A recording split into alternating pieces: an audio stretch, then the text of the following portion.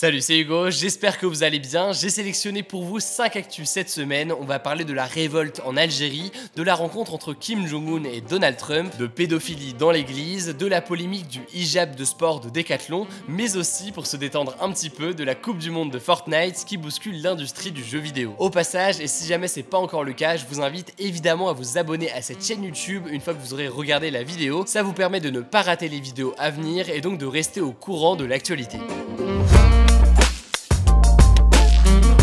Vous en avez sûrement entendu parler, le président algérien Abdelaziz Bouteflika a annoncé qu'il se présentait pour un 5e mandat à la tête du pays aux élections présidentielles du mois d'avril. Bon, le problème selon certains, c'est que Bouteflika a 81 ans, qu'il est président depuis 1999 et surtout qu'il n'est pas apparu en public depuis 2013, date à laquelle il a eu un accident vasculaire cérébral. En réalité, ce serait son frère Saïd qui gouvernerait réellement l'Algérie. Aux dernières élections en 2014, l'abstention a atteint près de 50% et Abdelaziz Bouteflika a été élu à 80% des voix, faute de mieux car aucun parti politique ou candidat issu d'un mouvement citoyen n'a réussi à émerger pour le moment. En tout cas, une partie du peuple algérien ne veut plus de Bouteflika au pouvoir et depuis le 22 février, des dizaines de milliers d'Algériens ont manifesté dans les rues du pays. Même s'il n'y a pas eu de communication officielle sur le sujet, il y aurait eu au moins des dizaines de milliers de manifestants répertoriés dans les rues sur l'ensemble du territoire algérien, selon le témoignage d'une source anonyme au sein des services algériens de sécurité à l'AFP. Dans la capitale, Alger, où les manifestations sont interdites, 5000 personnes ont protesté contre la candidature d'Abdelaziz Bouteflika à l'élection présidentielle. Jusqu'à présent, les manifestations se sont déroulées de façon relativement pacifique et les étudiants notamment étaient très mobilisés. En début de semaine, le Premier ministre Ahmed Ouyaya a appelé les manifestants à contester le pouvoir lors de l'élection plutôt que dans la rue. Il a affirmé, je cite, que les urnes trancheront. En gros, apparemment, c'était une façon de dire qu'il n'y aura pas de retrait de la candidature du président sortant. En tout cas, promis, on suivra ça sur Instagram dans les résumés quotidiens d'actualité que je poste tous les jours à 18 h. Le compte c'est Hugo Décrypte, je vous mets le lien dans la description si jamais ça vous intéresse. On continue avec la rencontre entre le président américain Donald Trump et le dictateur nord-coréen Kim Jong-un à Hanoï au Vietnam mercredi et jeudi. C'était leur deuxième rencontre et encore une fois, l'objectif était de trouver un accord sur la dénucléarisation de la Corée du Nord. Bon, malheureusement, à la fin du sommet, aucun compromis n'a été trouvé entre les deux pays et en expliquant les raisons de cet échec,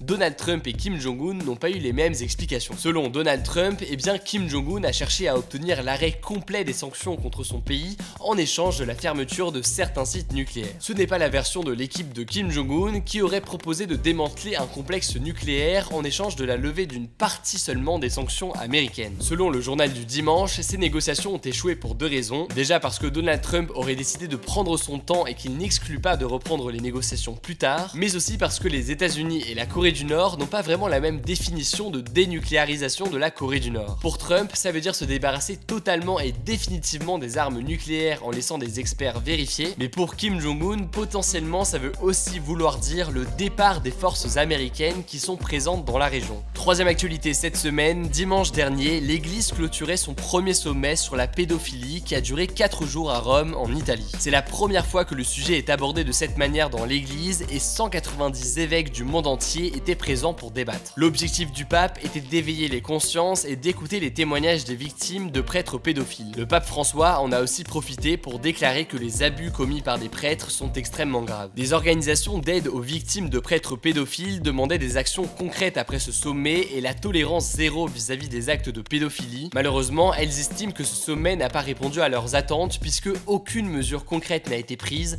comme des procédures pour juger les prêtres abuseurs. Peu après le sommet, une affaire de prêtres pédophiles a été jugée mardi. Le numéro 3 de l'église, l'Australien George Pell, a été publiquement reconnu coupable d'abus sexuels et emprisonné en attendant de définir sa peine. C'est le plus haut placé dans l'église à avoir été condamné dans une affaire de pédophilie. Notre quatrième actu, c'est la polémique autour du hijab de sport que la marque Decathlon a voulu commercialiser. Un hijab, c'est un voile qui couvre les cheveux et le cou des femmes musulmanes. Et ce vêtement vêtement, on l'a vu dans la polémique cette semaine, il est considéré par certains comme une forme d'atteinte à la liberté de la femme et à la laïcité. Decathlon avait annoncé lundi qu'un hijab pour faire du sport allait être commercialisé dans ses magasins. En gros, ça devait être un produit en concurrence avec celui proposé depuis 2017 par Nike. L'objectif de Decathlon, c'est, je cite, la démocratisation de la pratique du sport. C'est-à-dire, pour faire simple, que toutes les femmes, même celles qui portent le hijab, puissent faire du sport sans encombre. Car le fait est qu'effectivement, un hijab, c'est pas forcément conçu pour faire un jogging ou pour jouer au volley par exemple, c'est un tissu et il peut glisser ou tomber. Bref, le hijab de Decathlon devait éviter ces petits soucis du quotidien. Sur les réseaux sociaux, Decathlon a été interpellé par des messages virulents d'organisations et d'élus politiques de tous les bords, du Rassemblement National au Parti Socialiste,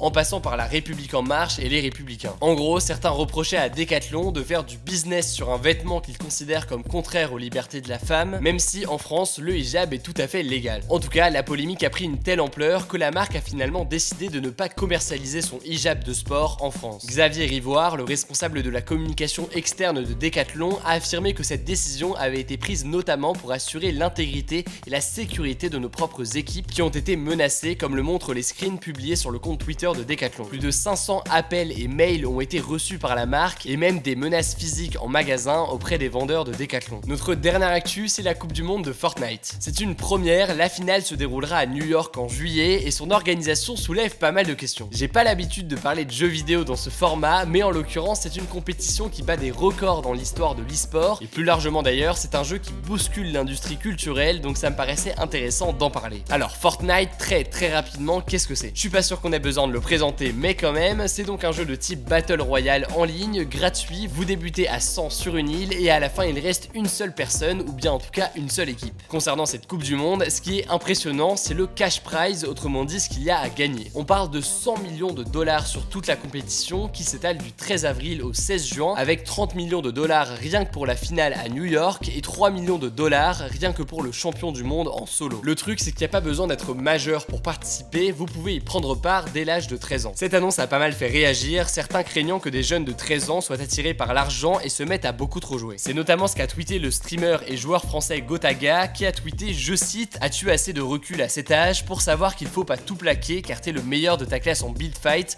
Clairement non. En tout cas, et malgré cette petite polémique, cette Coupe du Monde permet à Fortnite de battre le record du montant à gagner lors d'une compétition de jeux vidéo. Déjà il y a quelques jours, Fortnite avait battu un autre record en réunissant quasiment 11 millions de joueurs en même temps à l'occasion d'un concert de l'artiste Marshmello qui se déroulait directement sur le jeu. J'en reparlerai d'ailleurs très probablement sur cette chaîne parce que pour moi c'est pas si un détail que ça et ça dit beaucoup sur la façon dont l'industrie musicale va évoluer. Bon, cela dit, tout n'est pas rose pour Fortnite non plus, on pourrait parler de la concurrence accrue du jeu d'Electronic Arts Apex Legends qui lui vole un peu la vedette depuis quelques jours et me donne personnellement bien envie de me mettre à streamer bientôt sur Twitch. On pourrait aussi parler des revenus du jeu qui ont chuté en fin d'année, mais enfin ça reste quand même impressionnant. En tout cas, pour suivre tous ces sujets d'actualité, vous avez donc deux choses à faire. Première chose donc, vous abonner à cette chaîne YouTube et deuxième chose, me suivre sur Instagram afin de ne pas rater les résumés quotidiens de l'actualité qu'on poste tous les soirs à 18 h. Je vous mets évidemment le lien dans la description. Le débat de la semaine, c'est le suivant. Decathlon a-t-il eu raison de mettre fin à la vente de son hijab de sport? Pour participer au débat, comme d'habitude, c'est très simple, ça se passe à l'aide de la petite fiche qui s'affiche en haut à droite. Vous pouvez voter oui, non ou sans opinion. Et surtout, je vous invite à en débattre dans les commentaires, j'irai lire tout ça. Écoutez, je crois que j'ai tout dit, merci de m'avoir suivi, je vous dis bon dimanche et on se dit à très vite.